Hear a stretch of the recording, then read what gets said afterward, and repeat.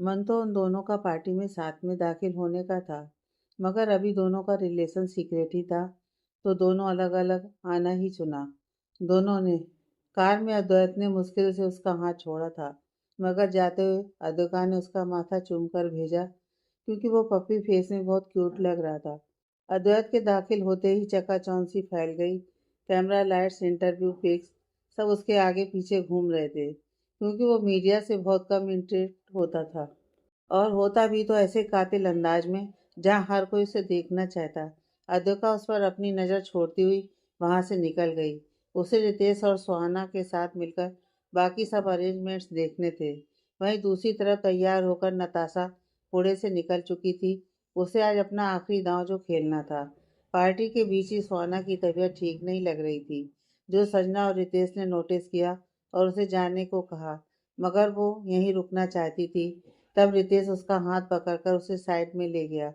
सुहाना, इतना बर्डन लेने की जरूरत नहीं है, जाओ और रेस्ट करो यार। रितेश उसे एनर्जी ड्रिंक ऑफर करते हुए बोला। मैं ठीक हूँ, और बर्डन कैसा? It's my work after all. वो जिद्दी थी।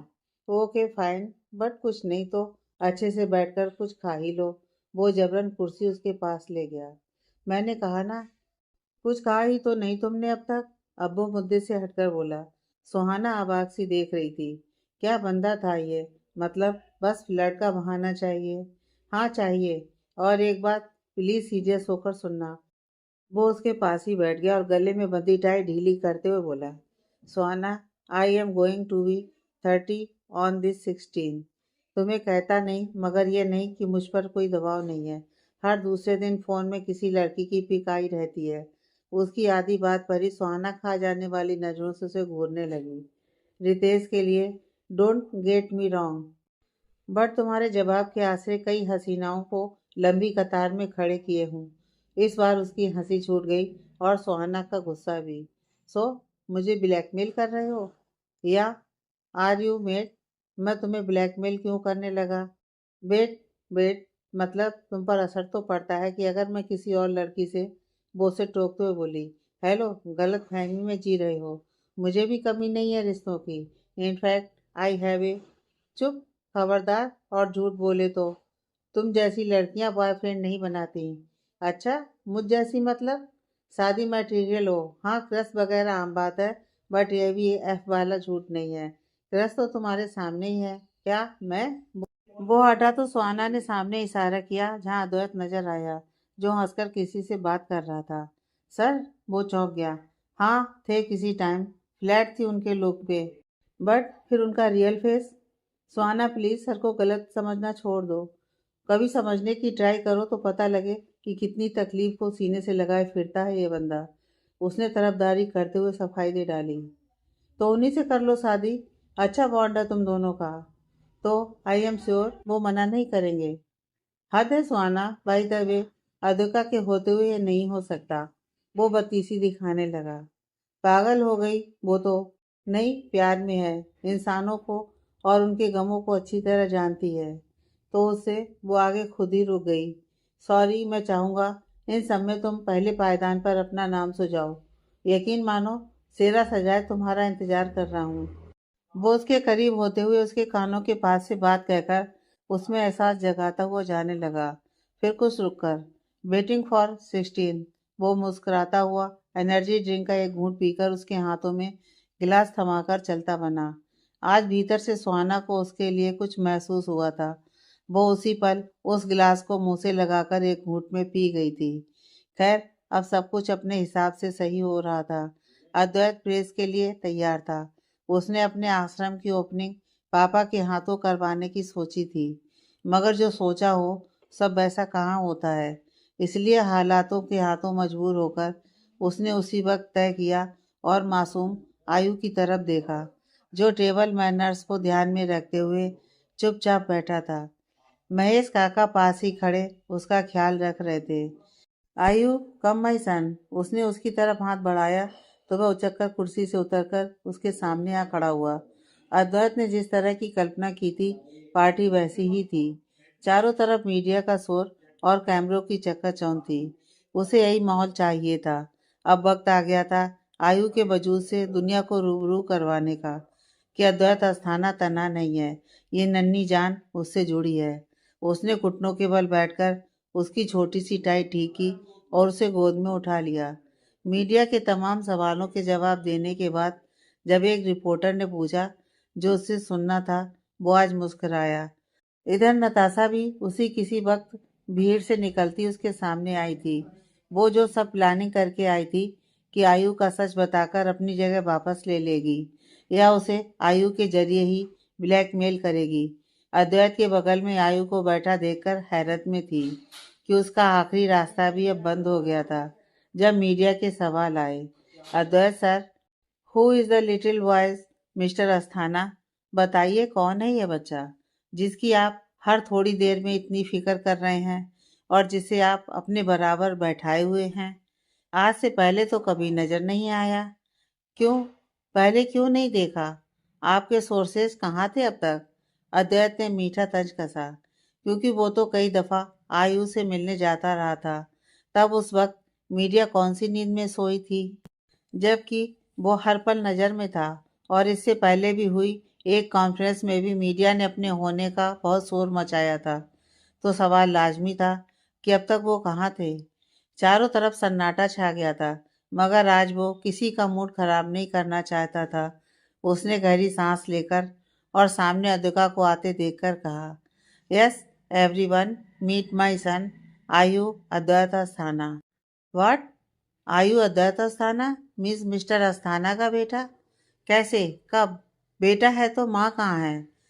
उनकी पर्सनल लाइफ कभी लाइमलाइट में आई कैसे नहीं? क्या था यह शख्स? जितना दिखाता उससे कहीं ज्यादा छुपाने वाला था। जब बच्चा था ही तो आज अचानक कैसे जिक्र? चारों तरफ तरह तरह के सवालात खड़े हो गए थे।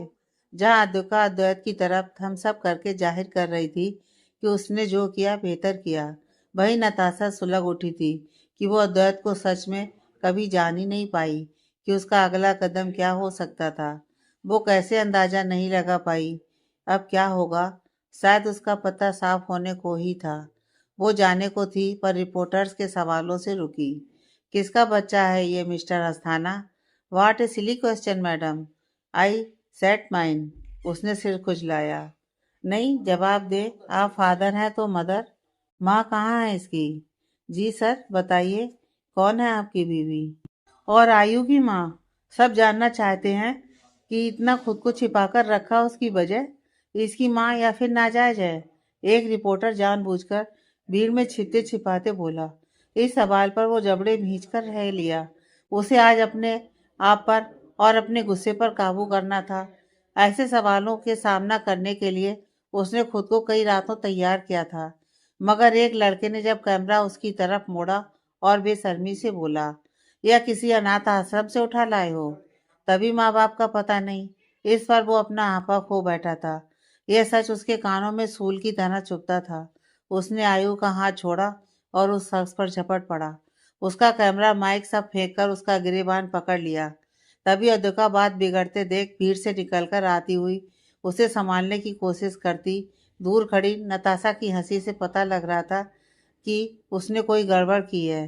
हो ना हो ये रिपोर्टर उसी का हो, जो भले ही फुटेज खाने आया हो, मगर हाल फिलहाल अद्वैत की रेपुटेशन का सवाल था। उसने उसका हाथ पकड़ा। अद्वैत ने उसे झटका, फिर दोबारा अद्विका से रहा नहीं गया। वो दांत पीसते हुए बोली, सर संभालिए, आपकी पार्टी है, सब आज आपके गेस्ट हैं, प्लीज ये सब मत कीजिए, आपकी इमेज का सवाल है। उसने कोशिश की पर वो उसे मार डालने के इरादे से घूर रहा था। तभी अद्विका ने आखिरी हथियार इस्तेमाल किया। आपको आयु की कसम, छोड़िए उसे। उसी वक्त उसने उसे छोड़ दिया और आयु पर नजर घुमाकर देखा, जो मासूम आंखों से उसे ही देख रहा था और नामे गर्दन हिला रहा था।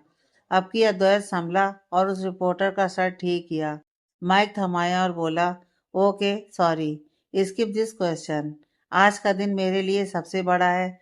मेरा बेटा मेरे साथ है, ये मेरा बच्चा है। इससे जुड़े तमाम सवालों के जवाब आपको जल्दी मिलेंगे, मगर फिलहाल नहीं। सो प्लीज ऐसे सेंसलेस क्वेश्चन पूछकर मेरे पेशेंस का टेस्ट मत लीजिए और बच्चे पर गलत असर मत डालिए। Let's come to the point. उसने अपने आप को ठीक किया और आगे कहने लगा, आज की शाम मेरे नए प्रोजेक्ट के नाम जो आपके सामने है। इस प्रोजेक्ट को शुरुआत से साथ देने के लिए मेरे हार्ड वर्किंग स्टाफ का थैंक यू। Please come. उसने सबको बुलाया। एक तस्वीर सभी के साथ निकाली गई और सब जाते बने, पर अद्विका नहीं आई थी। मगर वो चुप नहीं बैठा। And special thanks to my secretary cum friend ज्यादा। उसी ने इस प्रोजेक्ट में मुझे आइडियाज दिए और शुरू से इसमें अपनी जी जान लगा दी। मिस अद्विका खन्ना। उसने शिद्दत से उसका नाम लिया और उसे भीड़ से खींचकर निकाला था। वो झेंपती हुई उसकी बगल में खड़ी हो गई। मीडिया को यही चाहिए था। सभी तालियां बजाकर उनकी तस्वीरें ले रहे थे। अद्वैत ने उसी वक्त इधर उधर देखने का नाटक करते हुए अद्विका के कानों के पास आकर फुसफुसाहट की। जो सुनना चाहती हो उसका जिक्र भी अभी छेड़ दूं मैडम? अद्विका की सांस ही अटक गई। वो जैसे बिल्कुल तैयार ही नहीं थी। हाँ, वो बात और थी कि वो कब से मरी जा रही थी इस इजहार के लिए, अद्वैत की फीलिंग्स सुनने के लिए। मगर आज इस भीड़ में वो सकपका रही थी। फिर अद्वैत का भी सवाल था। पहले से ही आयु के बारे में जानकर वो अपना आपा खो बैठी होगी। फिर इन सब के बाद अगर उसके साथ नताशा दोबारा कुछ नहीं। अद्विका ने ख्याल में भी और हकीकत में भी उसे कह दिया। क्या? नहीं, नहीं सुनना। वो हैरान था। मतलब फिलहाल नहीं। वो संभली। तो कब? I can't wait. I am going to tell. No Advait, मेरी कसम। अद्वैत की जुबान सिल गई थी, जैसे उसका मन खिन्न हो गया था। उसे कितना इंतजार था इस पल का, और अद्विका का ऐसे ठंडा रिस्पॉन्स। उसे ऐसी उम्मीद बिल्कुल नहीं थी। खैर, वो अद्वैत था, मगर वो तो करेगा ही जो उसे करना था, भले ही कहना नसीब नहीं हुआ। सो गाइस, दिमाग और काम जब साथ मिलते हैं तब मास्टरपीस बनता है। So ready. वो आयु और अद्विका का हाथ पकड़कर अपने साथ ले गया और आयु के हाथों रिबन कटवाया, मगर दूसरे हाथ में अद्विका का हाथ भी मजबूती से पकड़ा हुआ था। सभी कुछ न कहने पर भी समझ गए थे। सभी ने तालियां बजाईं।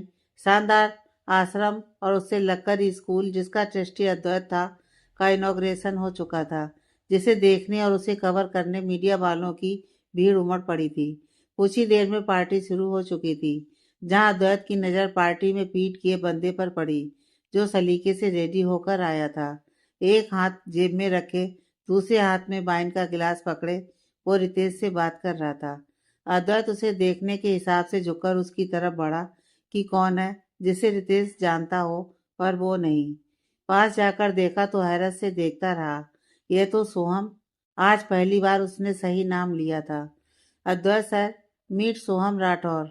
सोहम, इनसे मिलवाने के लिए इंट्रो की जरूरत नहीं है, आई थिंक। रितेश इंट्रो करवाता हुआ बोला।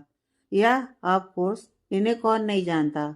वो दूसरा हाथ जेब से निकालता हुआ सामने करते हुए बोला। Hello mister आस्थाना। अद्वैत उसे और उसके सामने बड़े हाथ को देखता रहा, फिर सोचकर हाथ बढ़ा दिया। हेलो। Excuse me. रितेश बहाने से चला गया। अब वो दो ही मौजूद थे और दोनों ही एक दूसरे को देख रहे थे कि बात क्या शुरू करें। अद्विका को कब से और कितना जानते हो? अद्वैत वाइन का एक घूंट पीने के बाद बोला। नॉट बैड, एकदम पॉइंट टू पॉइंट बात। इंटरेस्टिंग। सोहम हौले से मुस्कुराया। हाँ बोलो। Don't worry mister Asthana. उतना नहीं जानता जितना जानना चाहता था, या जितना आप चाहते हैं। बाकी अद्विका ने बताया होगा। उसके जवाब पर वो उसे गौर से देखने लगा। वैसे एक बात बताऊं, कुछ लोग आपकी कहानी का किरदार बनकर नहीं आते, वो बस उसे आखिरी मोड़ देने आते हैं सर। क्या मतलब है? उसने दिलचस्पी से पूछा। मतलब यही कि मैं भी वही मोड़ देने आया हूँ।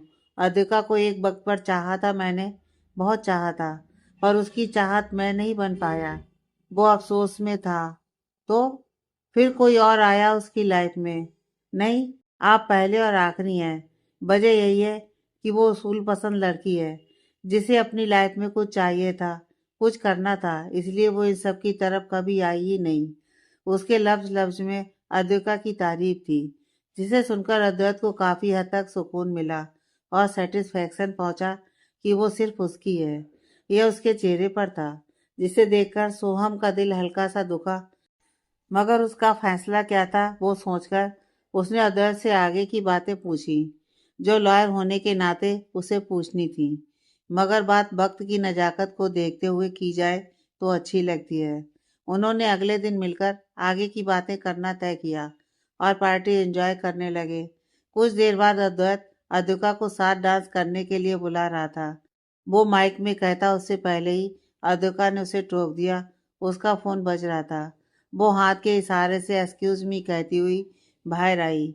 फोन पर सजना थी। अद्विका, सुहाना, सहमी सी आवाज में वो बोली। क्या हुआ उसे? अद्विका भी टेंशन में आ गई। उसे फिर से अटैक आया है और इंजेक्शन वाली डोज भी नहीं है। व्हाट? मैं सुबह से कह रही थी कि इतनी भाग दौड़ मत कर, मगर नहीं। अब कहाँ है? हॉस्पिटल हो क्या? नहीं, घर ले आई मैं। जल्दी में उसे। चल मैं आती हूँ। हाँ, साथ में इंजेक्शन की डोज लेती आना। ठीक है, अभी निकलती हूँ। रितेश को मत बताना, वो तेरे पीछे ही आ जाएगा। ऐसे में अद्वैत का इतना बड़ा इवेंट कौन संभालेगा? उसने ऐसे में भी समझदारी दिखाई। ओके, ठीक है दीदी, अद्विका कहने लगी।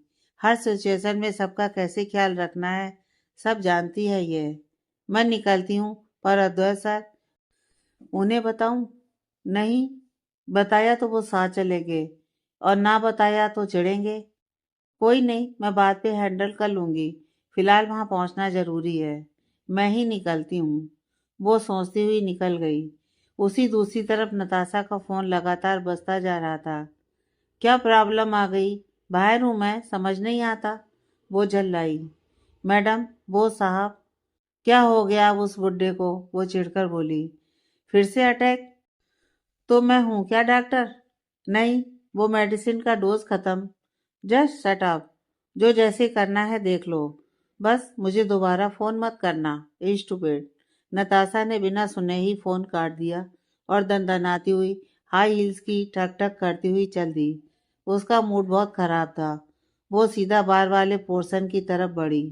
उसकी शाम बनने से पहले ही बिगड़ चुकी थी, जिसमें शुरुआत अद्वैत ने कर दी थी और लास्ट में यह फोन कॉल। सब प्लान के मुताबिक ना होता देखकर ही उसका माथा ठनक जाता था और सिर पर गुस्सा सवार हो जाता था। भयंकर गुस्से में उसका एक यही इलाज था, जी भर के पीना।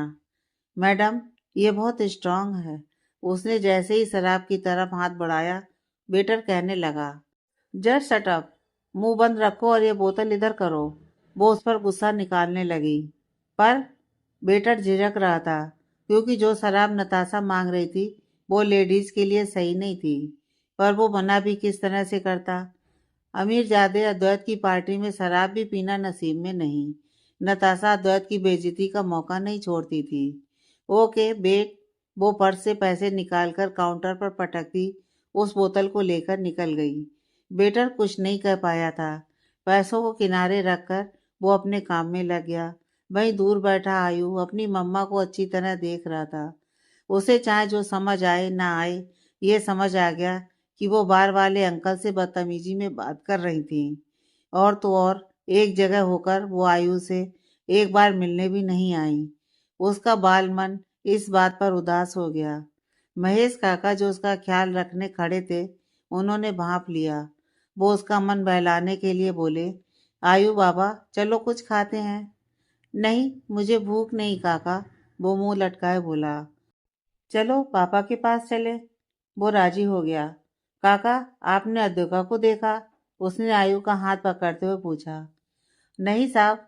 ओके, आप चेक करके बताइए, अद्वैत ने कहा और आयु को बैठा दिया। जी साहब।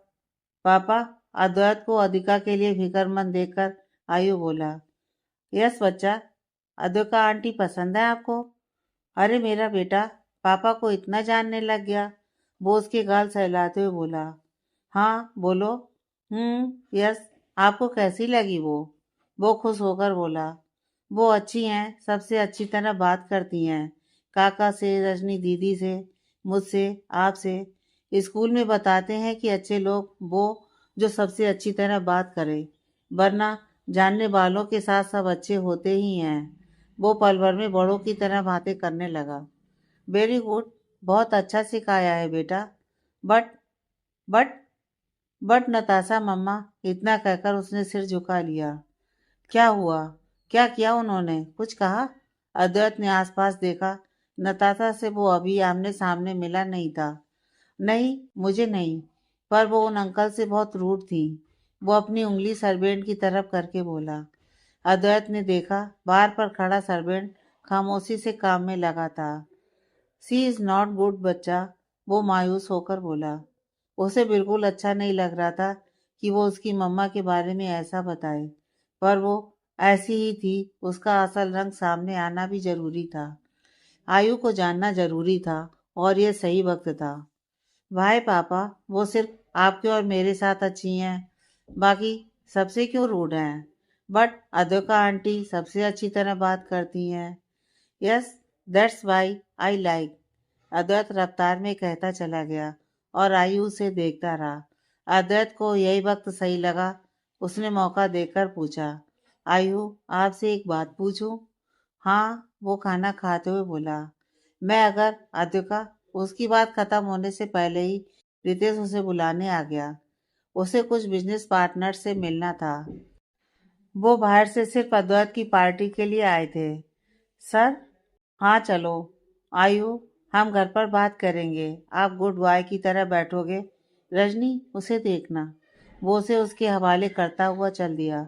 दूसरी तरफ अद्विका जिस मेडिकल पर गई थी, उसी वक्त एक आदमी हाँफता हुआ उसके सामने आया। ये लीजिए और जल्दी दीजिए, वो पर्ची दिखाकर बोला। सॉरी भाई साहब, पर मैडम ने भी यही मांगा है। पहले यही आए थे तो इन्हीं को मिलेगी। शॉप वाले ने उसकी पर्ची किनारे करते हुए कहा। ये मुझे चाहिए, तुम चाहे डबल ट्रिपल पैसा ले लेना। अरे दवाई के नाम पर ऐसा धंधा नहीं करते हम भाई। जाओ कहीं और से ले लो। दुकानदार सामान्य था। आप समझ नहीं रहे, मैंने पूछा है हर जगह। ये सिर्फ आपके मेडिकल पर अवेलेबल है और मुझे अभी अर्जेंट चाहिए। किसी के जीने मरने का सवाल है। अरे तो भाई इतना जरूरी है तो हॉस्पिटल ले जाओ पेशेंट को। समझ नहीं रहे आप? नहीं ले जा सकते, वो आदमी हड़बड़ाहट में बोला। क्यों? ज्यादा होशियारी कर रहा है या? उसने हाथापाई में उसका कॉलर पकड़ा और अचानक ही पिस्टल निकाल ली। पास ही खड़ी अद्विका एकदम सहम सी गई। उसे इसकी उम्मीद नहीं थी। अरे ये, आप छोड़िए इन्हें, ये आप ले जाइए। वो कांपते हाथों से दवाई एक किनारे करती हुई बोली। मैं किसी और स्टोर से ले लूंगी। नहीं भी मिली तो सुहाना हॉस्पिटल चल लेगी। बस आप ऐसे गुंडागर्दी मत कीजिए प्लीज। अद्विका को पिस्टल देखकर ही डर लगता था। वो अपने साथ हुआ हादसा भूली नहीं थी। वो आदमी अद्विका का शुक्रगुजार होता हुआ बिना उसे देखे पैसों की गड्डी काउंटर पर पटकता हुआ हवा की तरह गुजर गया। मेडिकल वाले ने अब राहत की सांस ली। अजीब लोग हैं, मरीज को ऐसी कौन सी कैद में रखा है कि हॉस्पिटल तक नहीं ले जा सकते। वो खुद से ही बोला। आप जानते हैं इसे? हाँ, बहुत बार आता है, क्योंकि ये दवाई यहीं मिलती है। अद्विका का शक गहराता चला गया। क्यों? क्या है ऐसा? फिर सोचा, मरीज मरीज को नहीं ले जा सकते? डबल ट्रिपल पैसे, फिर एक डोज के लिए मारा मारी। पक्का कुछ तो गड़बड़ जरूर है। अचानक वो हो सकने ना हो सकने वाली सभी बातों के तार जोड़ने लगी। फिर उसके दिमाग में रितेश की कोई बात आई तो वो जैसे पल भर का भी इंतजार नहीं कर सकती थी। उसने चलते हुए ही फोन घुमाया और देरी न करते हुए उस आदमी के पीछे निकल पड़ी। हेलो, कहाँ है तू? अब तक आई नहीं? सजना ने फोन उठाते ही पूछा। सजना, मेरी बात ध्यान से सुन। क्या हुआ और तू इतना हाँफ क्यों रही है? मुझे अभी कहीं निकलना है, इसलिए बता रही हूँ। तू सुहाना को हॉस्पिटल ले जा। मेडिसिन का वेट मत कर, यहाँ कहीं नहीं मिल रही है। उसको वही इंजेक्शन लगवा कर आ जा। ठीक है, पर तू कहाँ? वो आगे सुन ही नहीं रही, उससे पहले फोन डिस्कनेक्ट कर दिया। अजीब लड़की है, कोई पार्टी का शोर शराबा नहीं, आसपास कोई आवाज नहीं। फिर कहाँ है ये? वो बड़बड़ाती हुई सुहाना के पास चली गई। गनीमत थी कि सुहाना अब तक ठीक हाल में थी और उसे हॉस्पिटल ले जाया जा सकता था। वो दोनों कैब का वेट करने लगी। तब तक रितेश की भेजी गई कार दरवाजे तक आ चुकी थी। उसी का कॉल था। मैं आता मगर अद्वैत सर यहाँ अकेले रह जाएंगे। अद्वैका भी इस वक्त जाने कहाँ गायब है। अरे कोई बात नहीं, अभी मैं ठीक हूँ, सुहाना बोली। चुप, हॉस्पिटल चलना पड़ेगा, वहां मिलते हैं कुछ देर में। उसने उन दोनों को रवाना किया और खुद सोहम के साथ चल दिया।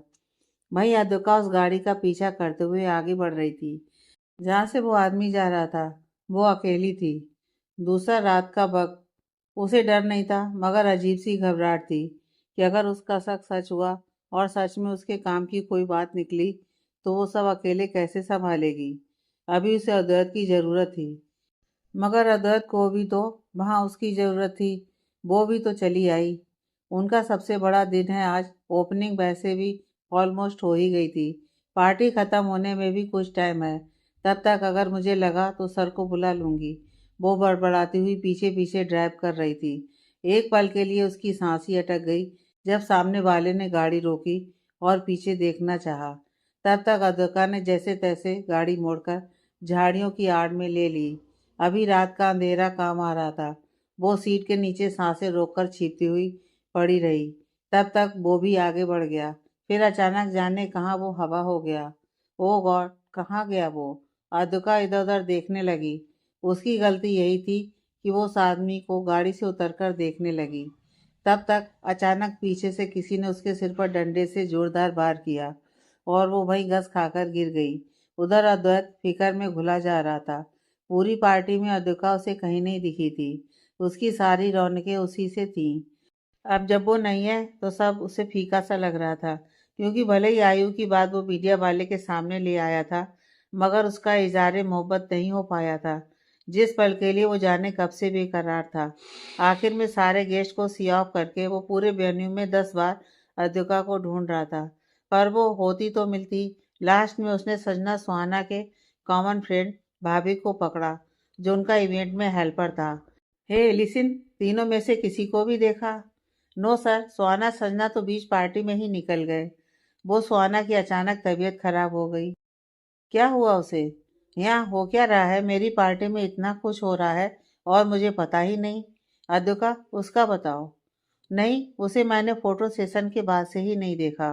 डैम, तब तक वो तो मेरे ही साथ थी। अद्वैत झुंझला गया। उसे मालूम था कि उसे कुछ नहीं पता। सिक्योरिटी, वो तेज आवाज में गरजा। सर, सारे गार्ड्स एक आवाज में इकट्ठा हो गए। कहाँ सोए हुए हो सब? मैडम कहाँ हैं? सर, पिंक साड़ी पहने अद्विका। तब तक रितेश और सोहम भी आ चुके थे। ओके, फिर मिलते हैं। वो निकल ही रहा था। हे सोहन, सॉरी। या सोहम, वो संभला। अद्विका कहाँ है? मुझे लगा तुम दोनों के साथ होगी। नहीं, हमें लगा आपके साथ। डैम, मैं तो इतना बिजी था। रिबन कट के बाद वो नजर ही नहीं आई। संजना सुहाना, उन्हें फ़ोन करो तुरंत। वो हॉस्पिटल हैं। व्हाट? कब? ये हो क्या रहा है? रिलैक्स, ज़्यादा सीरियस नहीं है। सुहाना को अटैक आया था तो चेकअप के लिए, रितेश ने समझाना चाहा। अद्विका है वहाँ? नहीं, मुझे भी बताकर नहीं गई। साहब, नताशा भी कहीं नहीं दिख रही है। काका ने आकर बताया तो अद्वैत का शक यकीन में बदल गया। हो न हो यह उसी की कोई नई चाल थी। ओ गॉड, मुझे अवेयर रहना चाहिए था। जाने कहाँ होगी, किस हाल में होगी। अद्विका, उसे गलत होने का अंदेशा लग रहा था। पता नहीं क्यों नताशा को देखकर ही बुरी वाइब्स उसे महसूस हो रही थी।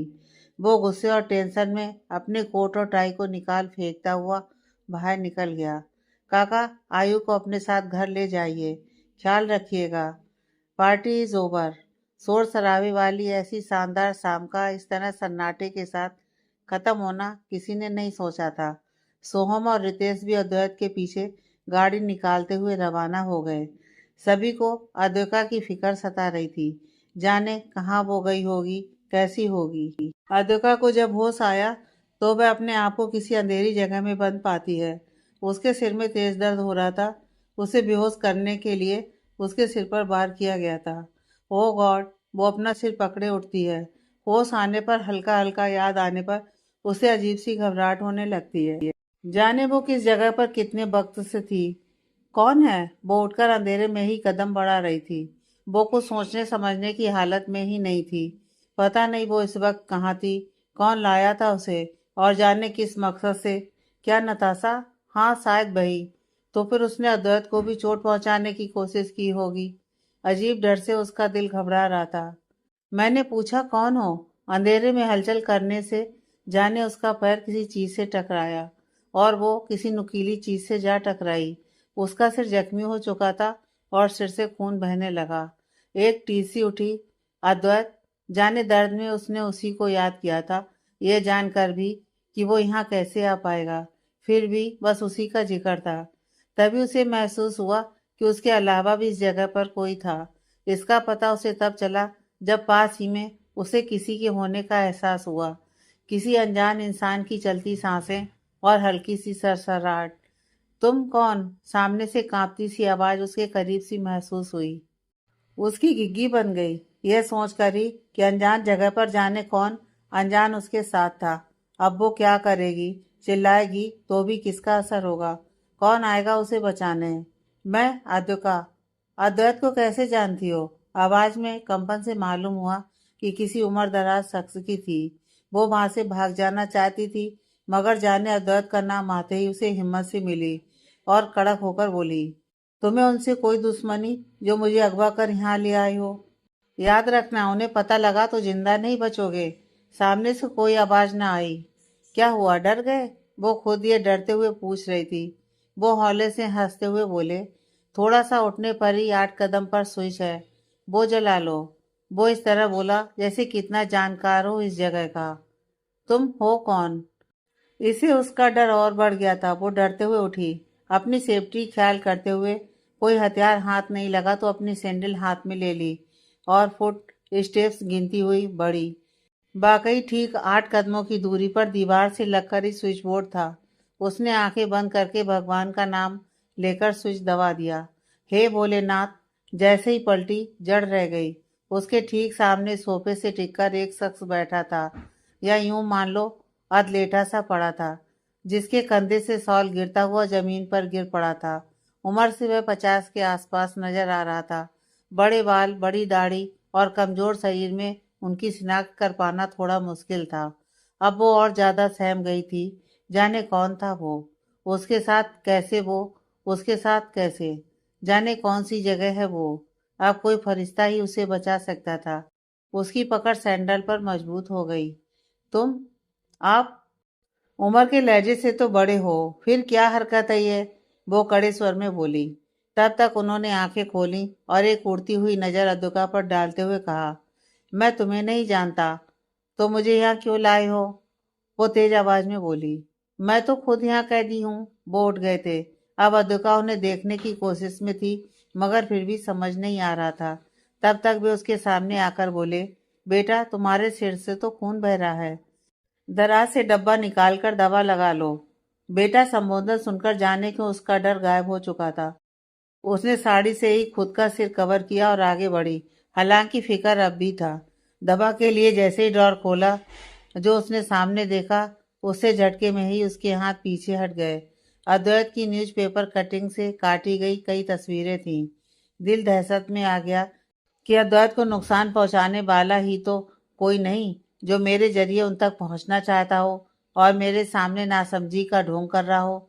उसने दवा को फेंका और जल्दी से दरवाजे तक भागी। खोलो, कोई है। किसके साथ बंद किया है मुझे? Please help. वो बेतासा दरवाजा पीटने लगी। कोई नहीं सुनने वाला। यह दरवाजा दवा पानी के लिए ही खुलता है। वो शख्स बिना फिक्र के बोले, जैसे आदी हो चुके इस कैद के। चुप। अपना इतना दोस्ताना या अपनापन का झूठा रवैया बताकर ये मत समझो कि मैं समझ नहीं पाऊंगी कि मुझसे अच्छी तरह क्यों पेश आ रहे हो, ताकि मेरे जरिए उन्हें ब्लैकमेल कर सको, उन्हें नुकसान पहुंचा सको। अद्वैत सर के दुश्मन हो आप? वो पलटकर तेज आवाज में चीखी। एक बाप अपनी औलाद का कब दुश्मन हुआ है? वो तड़प भरी हंसी से बोले, प्लीज हेल्प। वो चीख रही थी कि अचानक उनकी बातों पर गौर किया तो खुद को पत्थर महसूस किया। वो उसी तरह पलट गई और उनके जवाब पर उन्हें गौर से देखने लगी। बूढ़े और कमजोर शरीर से वो काफी वक्त से जकड़ी हुई बीमारी के मरीज लग रहे थे। कांपते हाथों से वो पानी का गिलास भर रहे थे।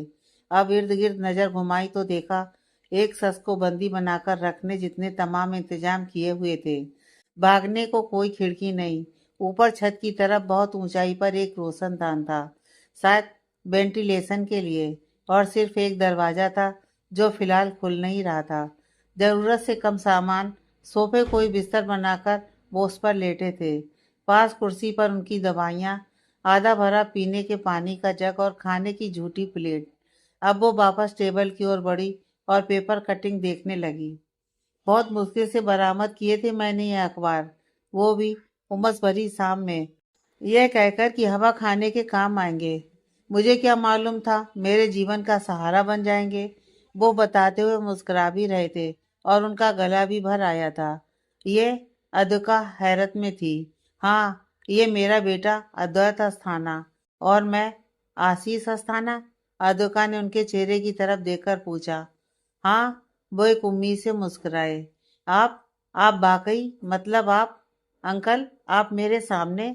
अद्विका की जुबान लफ्जों के लिए उसका साथ नहीं दे रही थी। आंखें भी जवाब दे गईं और बहने लगीं। वो हंस रही थी, कभी रोना आ रहा था। उसे यकीन ही नहीं हो रहा था कि उसकी तलाश अचानक इस तरह से पूरी हो जाएगी। आशीष अस्थाना इस तरह उसे मिलेंगे, ये अद्वैत के पिता। अगला ख्याल आते ही वो उनके कदमों में झुकने लगी। Uncle, I am sorry. मुझे माफ़ कर दीजिए। मैंने पता नहीं आपको क्या क्या कहा और नासमझी में आगे भी कहती जाती। वो वहीं बैठ गई। अब उसे शर्मिंदगी थी। बेटा उठो। वो बेजान शरीर और कांपते हाथों से उसे पकड़ते हुए बोले और बैठने का इशारा किया। वहीं दूसरी तरफ नताशा तो नशे में धुत थी। ड्राइवर उसे घर ले जा रहा था।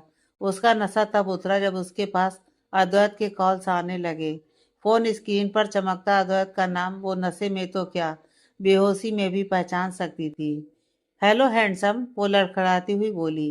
नताशा, मेरे पेशेंस को परखो मत। जिस दिन मैं बर्दाश्त से बाहर हुआ भूल जाऊंगा कि तुमसे कभी कोई रिश्ता था या तुम एक औरत हो। अद्वैत गरजता हुआ बोला। ओह, मतलब कहाँ से आता है तुम में इतना गुस्सा? और and you know what, you looking too hot in anger, वो मदहोशी से बोली। वो दांत पीसते हुए बोला। नताशा, अद्विका कहाँ है? ये आखिरी बार है। अगर उसे जरा भी तकलीफ हुई तो ट्रस्ट मी, या तो तुम्हारा खून करके मैं खुद पुलिस स्टेशन जाऊंगा या तुम्हारे कारनामों की सजा दिलवाने तुम्हें ले जाऊंगा। बहुत बड़ी गलती की तुम्हें हर बार यूं ही छोड़कर। तो मत छोड़ते ना मुझे। इनफैक्ट अब भी मत छोड़ो और अपना लो मुझे। मैं मोहब्बत करती हूँ तुमसे अब भी, वो गिड़गिड़ाई। नफरत है मुझे तुम्हारी मोहब्बत से, वो गुस्से पे सवार था। और मुझे मोहब्बत है तुम्हारी नफरत से, वो बेबाक थी। अद्वैत ने दांत पीसते हुए कहा, फिर फोन काट दिया और रितेश से कहने लगा। कुछ नहीं है इस औरत के पास, इसे मालूम ही नहीं। हो सकता है नाटक कर रही हो, रितेश ने अंदाजा लगाया। नहीं, नशे में चूर थी। सर, ये हर हालत में डेंजरस है। इसे नॉर्मल समझने की भूल पहले भी कर चुके हैं आप, उसने चिताया। मुझे अद्विका चाहिए हर हाल में, हर कीमत में। तुम सुहाना की तरफ चलो, उसने कहा तो उसने गाड़ी घुमा ली। वो साथी पुलिस के भी टच में था जो अद्विका के फोन की लोकेशन सर्च करने का काम कर रहे थे। अब वही आखिरी रास्ता था। वो कुछ ही देर में हॉस्टल पहुंच चुके थे। संजना सुहाना अब तक हॉस्पिटल से लौट चुके थे। स्वामी उन्हें वहां ले आया था। वो उन्हें आगे ही मिल गया और अद्वैत की ही तरह चिंता में घुलता हुआ पूछ बैठा। अद्विका? डोंट नो, अद्वैत हताश था तो जवाब रितेश ने दिया। तुम ठीक हो? अद्वैत ने औपचारिकता से सुहाना का हाल पूछ लिया। वो जानता था कि वो उसे ज्यादा पसंद नहीं करती। मच बेटर, सुहाना बैठते हुए बोली। संजना, अद्विका से लास्ट तुम्हारी ही बात हुई थी। कहाँ गई थी, कहाँ जाने वाली थी, वो सब बताओ मुझे। अद्वैत, वो सुहाना की डोज लेने गई थी। फिर संजना ने सिलसिलेवार सब बता दिया। अद्वैत को उसकी कभी बताकर न जाने वाली बात पर दिल खोलकर गुस्सा आया था। बहुत केयरलेस लड़की है, अपनी परवाह करना कभी नहीं सीखा इसने। बस दूसरों के बारे में सोचती रहती है। पता नहीं कहाँ होगी, किस हाल में होगी। अद्वैत सर पकड़कर बोला। रितेश, चलो। सर का हर एक मेडिकल स्टोर छान मारते हैं जहाँ वो गई होगी। कहीं तो कुछ पता लगेगा। वो बिना सिर पैर की बात करने लगा। आधी रात में यह सब कैसे मुमकिन था? सर, जल्दीबाजी या जज्बाती होकर नहीं, दिमाग से सोचना होगा। एक एक मेडिकल स्टोर चेक करना इम्पॉसिबल है। बहुत वक्त लगेगा। इतना वक्त है क्या अभी? रितेश ने समझदारी दिखाई। तो क्या करूं, वेट करूं कि कब उसका पता लगे और मैं हाथ पर हाथ रख के इंतजार करूं कि कब उसके साथ कुछ गलत हो, या कब वो औरत। वो कहते हुए रुका। औरत? सुहाना खड़े होते हुए बोली। सुहाना, यू नीड टू रिलैक्स। अरे भाड़ में गई मैं। यहाँ मेरी बेस्ट फ्रेंड का कोई पता नहीं और आप अंदाजे लगाए जा रहे हो। और कौन सी औरत? किसका कह रहे हैं आप मिस्टर अस्थाना? अभी आपके कौन से बचे हुए गुनाहों की सजा उसे मिलेगी। उसने अद्वैत की तरफ रुख किया। सुहाना, रितेश ने उसकी बाजू पकड़ते हुए उसे चुप करवाना चाहा, पर वो बेबाक थी और गुस्से से भरी थी। कभी तो खाली होना जरूरी था। Ritesh, no, actually she is right. Advika कब तक मेरे लिए मेरे कारण सफर करती रहेगी? मेरी लाइफ कॉम्प्लिकेटेड है, वो क्यों भुगते? अद्वैत सुनने को तैयार था, क्योंकि हर बार में वो कसूरवार था। तुम कहते थे कि इन पर यकीन करूं। मुझे बताओ मैं कैसे करूं रितेश? ये हर मायनों में, हर तरह से फॉल्ट में है। सुहाना खासी नाराज थी और आज सब बयां भी कर रही थी। नो सोना, don't regret, in fact I am sorry. मैं कुछ भी कहूँगा तो खुद को डिफाइन करने जैसा लगेगा, सो कुछ नहीं कहूँगा। बट ये जरूर कह रहा हूँ कि अगर मैं अदुका को नहीं ढूंढ पाया या उसे मेरे हिस्से की जरा भी तकलीफ पहुंची तो तुम्हें कभी अपनी शक्ल नहीं दिखाऊंगा। वादा। वो सिर झुकाकर आगे बढ़ गया। वो वाकई शर्मिंदा था, क्योंकि ये तीसरी बार था जब अदुका उसके लिए उसकी वजह से मुसीबत में थी। मगर फिर भी अद्वैत लाचार था। उसे सुहाना का शब्द शब्द सच लग रहा था। वो गुनाहगार तो था, सबसे बड़ा तो अद्विका का। सुहाना, तुम? रितेश कुछ कहने को आगे बढ़ा तो उसने बीच में ही टोक दिया। सोहम, प्लीज रितेश को भी अपनी वकालत में शामिल कर लो। अपने बॉस की पैरवी बखूबी कर लेते हैं ये। आई एम श्योर तुम्हें भी मात दे देंगे, वो भी बिना स्टडी के। उसने गुस्से में तंज कसा और कहते हुए उसे हल्के चक्कर से आने लगे। सुहाना, चुप हो जा और बैठ जा, अपनी हालत देख। संजना ने उसे खींचकर बैठाया। रितेश चाह कर भी करीब नहीं जा पाया और मुट्ठियां कसते हुए बाहर चल दिया। तो सुहाना उसके जाते ही संजना के गले लगकर टूटकर रोने लगी। उसे इस वक्त रितेश का कंधा चाहिए था, मगर वो भी क्या करती। वो हर बार सिचुएशन के हाथों आ जाती, जिसमें उन दोनों का रिश्ता पिस्ता जो कभी किसी सूरत में बन ही नहीं पाया था। संजू, अद्विका कहाँ होगी? अद्वैत के दुश्मनी की सजा वो क्यों भोगते? ये किसी के हिस्से की सजा नहीं है सुहाना। प्यार का दर्द झेल रही है वो, जो आधा आधा बांटना ही पड़ता है। क्या मिलेगा उसे ऐसे प्यार से? सिर्फ तकलीफ। तूने अद्वैत को गौर से देखा ही नहीं, कितनी तड़प, कितनी बेचैनी थी उनके चेहरे पर, और आंखों में शर्मिंदगी।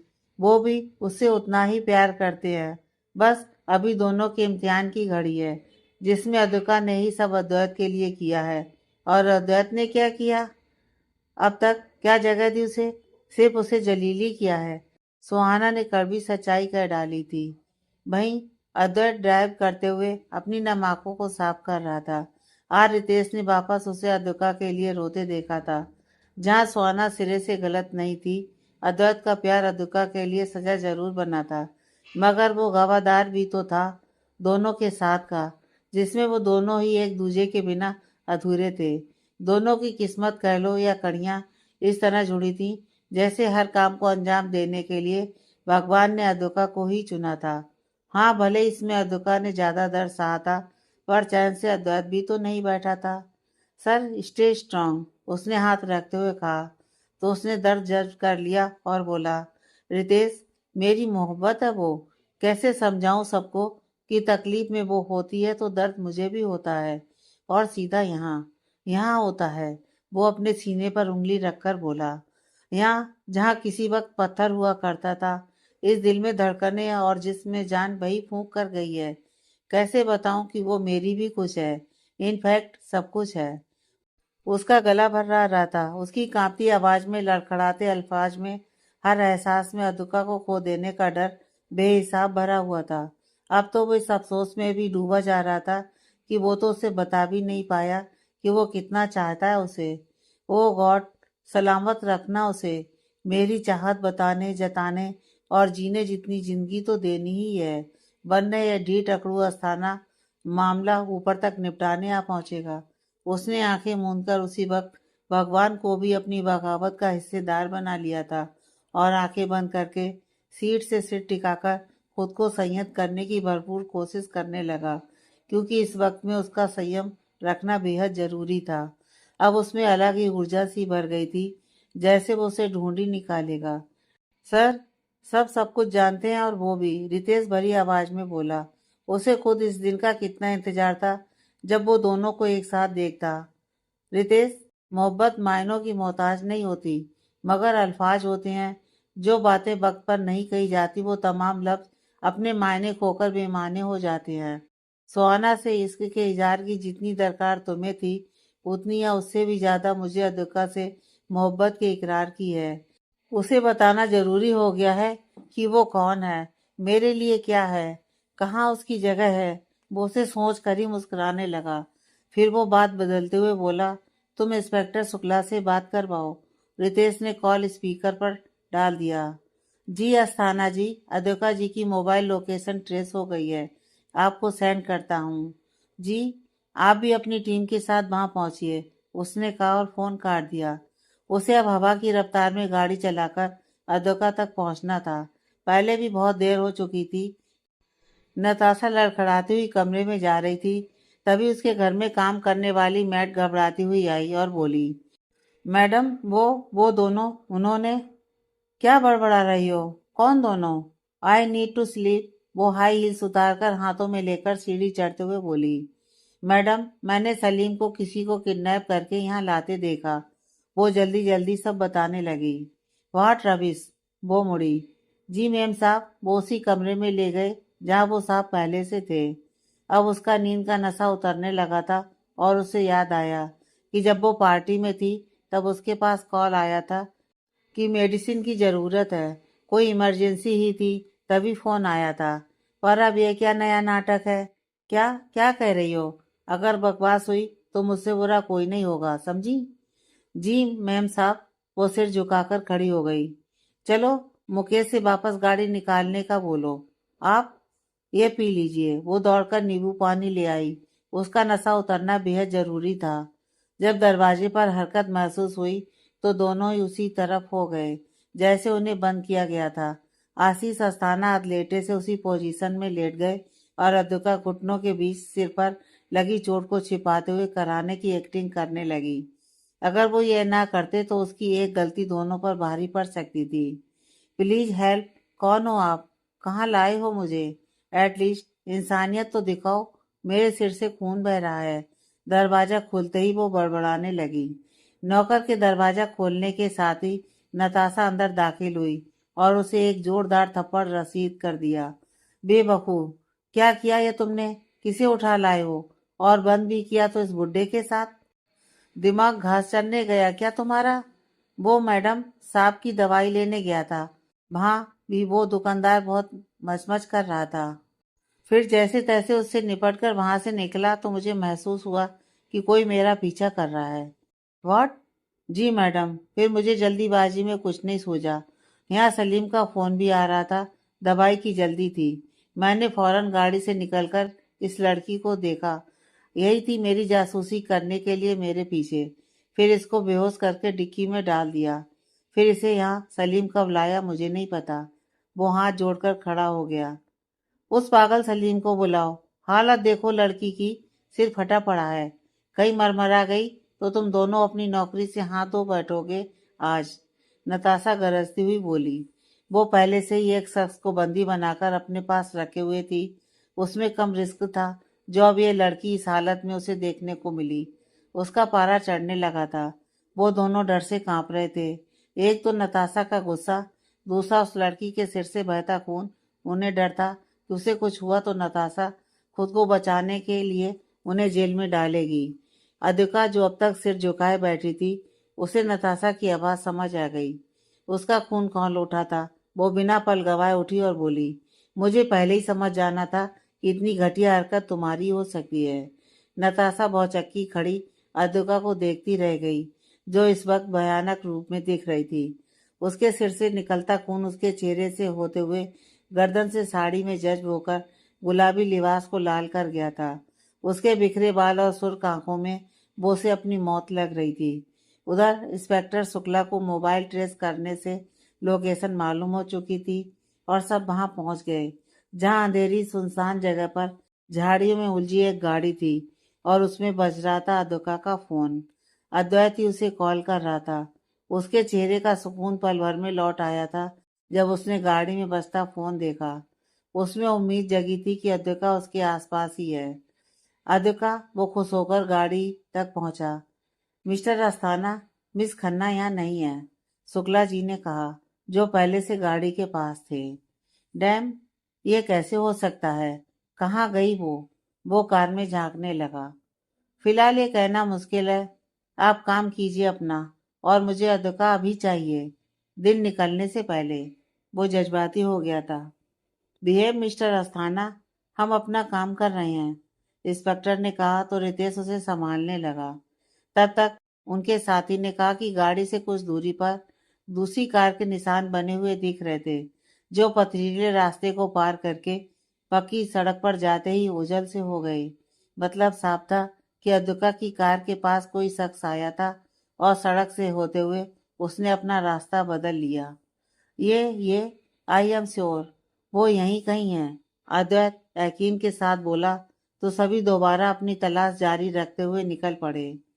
अद्विका को अपने सामने देख नताशा अब समझ गई कि उसका यहाँ होना कितने खतरे की बात थी, क्योंकि अद्वैत अपने पिता को पागलों की तरह इतने महीनों से ढूंढ रहा था। यकीनन उसने अद्विका को भी सब बताया होगा, और आज अद्विका किस्मत के हाथों या उसके नौकरों की लापरवाही के कारण यहाँ तक कितनी आसानी से पहुंच गई थी।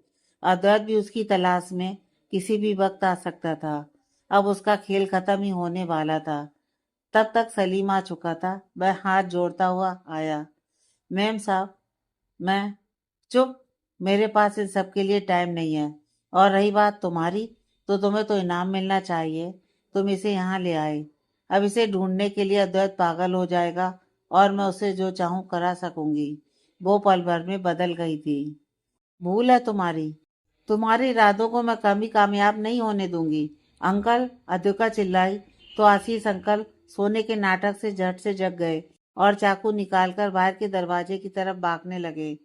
पकड़ो उस बुड्ढे को, अगर ये निकला तो तुम्हारी नौकरी के साथ जान भी जाएगी, नताशा पीछे से चिल्लाई। तब तक वो जा चुके थे। हालांकि खराब सेहत उनका साथ ज्यादा दूर तक नहीं दे पाएगी, ये जानते हुए भी वो अद्विका की कोशिश को जाया नहीं कर सकते थे, और अपनी ताकत से तेज कदमों से भागे। सलीम उनके पीछे था। नताशा अद्विका को हाथ पकड़कर अपने पास खींचती है और उसका मुंह पकड़कर बेरहमी से कहती है, यू बिच, तुम्हारे प्लान को सक्सेसफुल नहीं होने दूंगी। अब उस बुड्ढे के साथ तेरी जान भी जाएगी। रिश्ता का तो लिहाज करो, वो कभी पिता समान ससुर थे तुम्हारे।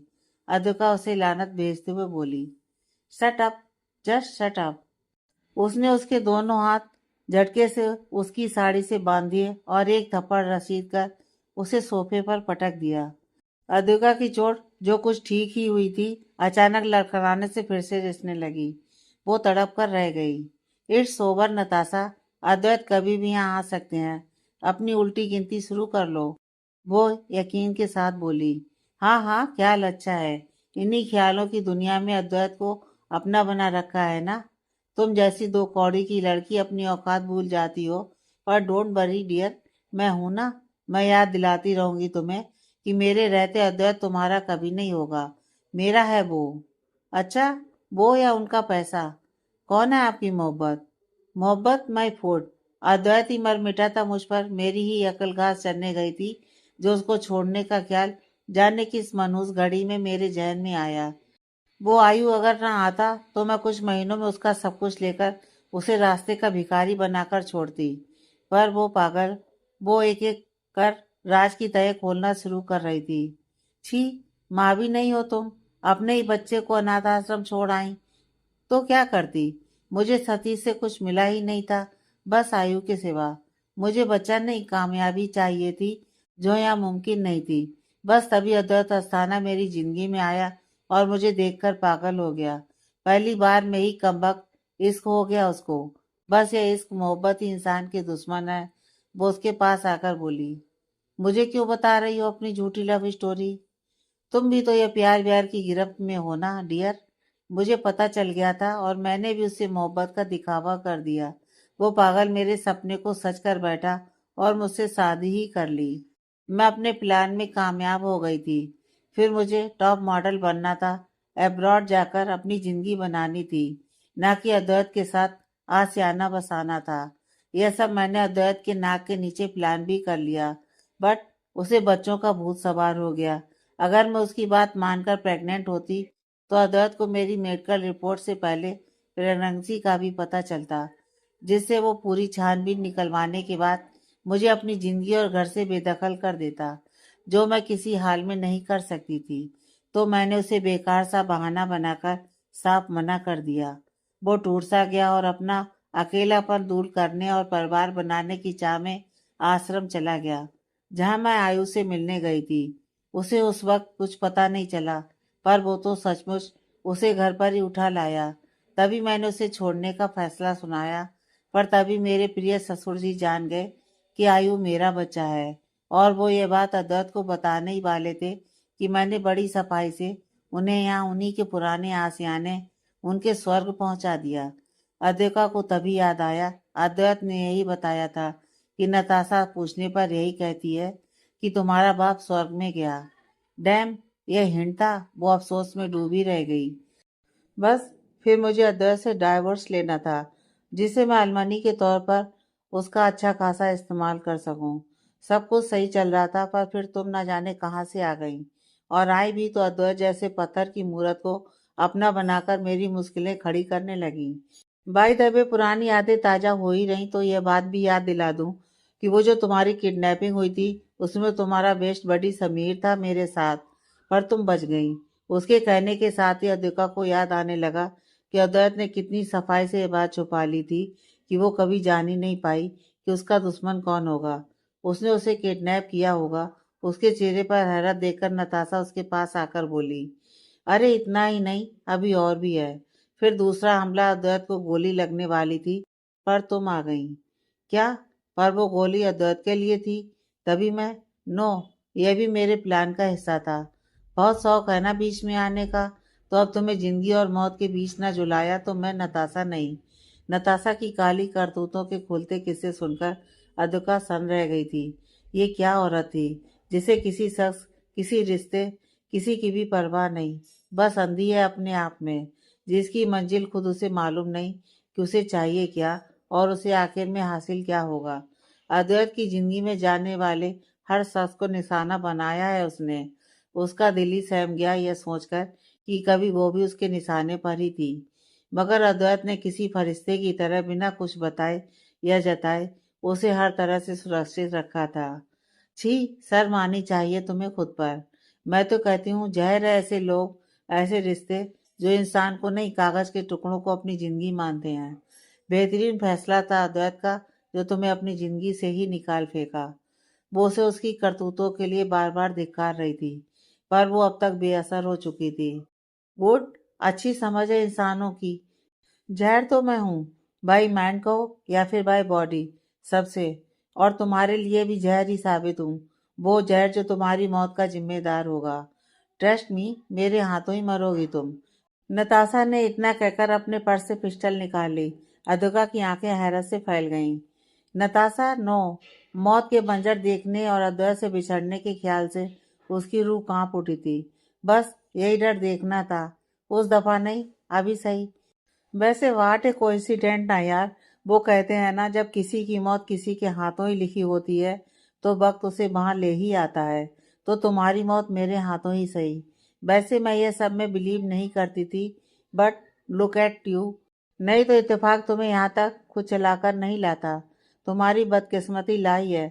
अब तुम्हें मरना होगा, तभी मैं उसकी जिंदगी में दोबारा जा पाऊंगी। मुझे मारने से आपको अपनी मौत के सिवा कुछ नहीं मिलेगा। अद्वैत उसी पल ढूंढकर आपकी जान ले लेंगे। वो यकीन की चमक आंखों में भरकर बोली। हूँ, परवाह नहीं, बस तुम अब मेरी बर्दाश्त से बाहर हो, कहकर उसने पिस्टल दरवाजे पर आते सलीम की तरफ बढ़ा दी, जो आशीष अस्थाना को साथ लेकर लौटा था। अधोका का दिल मुट्ठी में आ चुका था। वो आशीष अस्थाना को बेरहमी से पकड़कर लाया था।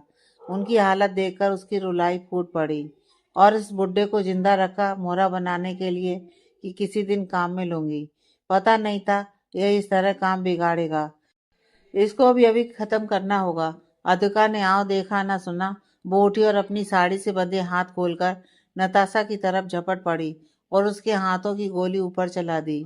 तब तक आवाज सुनकर वो सभी भी इसी तरफ आ गए। इंस्पेक्टर शुक्ला अपनी टीम के साथ सबको घेरने लगे और सब इस खुफिया कमरे के इर्द गिर्द इकट्ठे हो गए। एक ने दरवाजे पर खड़े आदमी को दबोचकर बेहोश कर दिया और दूसरा सलीम था, जो इस तरह खड़ा था जिससे नताशा की पहचान करना मुश्किल था। अद्वैत और रितेश दबे पांव अंदर दाखिल हुए। सोम और इंस्पेक्टर शुक्ला उनके पीछे ही थे। बहुत भूल की तुम्हें ऐसे ही छोड़कर, उसी दिन काम तमाम कर देना था। सारे मेरे ही फेंके गए जाल थे, जिसमें से अद्वैत तुम्हें फंसने से बचाकर हर बार दूर ले जाता गया। But not today. ये चांस मिस नहीं होना चाहिए। शिकार खुद चलकर शिकारी के पास आया है। Good bye. नताशा ने अपनी बात खत्म करने और अद्वैत के पहुंचने के साथ ही गोली चला दी। वो पहले आशीष अस्थाना की सीध में गोली चला रही थी, मगर झटके से अद्विका ने आकर अपनी बाजू पर ले ली। ए लड़की, बचाने का बहुत शौक है या खुद मरने का?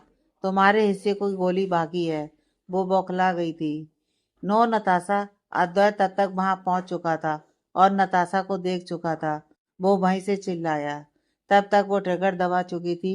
दूसरी गोली रफ्तार से निकलती हुई सीधे अद्विका के सीने में जा लगी और अद्विका अद्वैत को अपनी आंखों के सामने पाकर मुस्कुराती हुई निढाल सी होकर जमीन पर ढह गई। उसके जिस्म से खून पानी की तरह तेज रफ्तार में बहने लगा था। सोहम, रितेश उड़ते अल्फाजों से उसे पुकार रहे थे, मगर अद्वैत के मुंह से जोरदार चीख के साथ उसका नाम निकला, अद्विका। आगे की कहानी नेक्स्ट पार्ट में।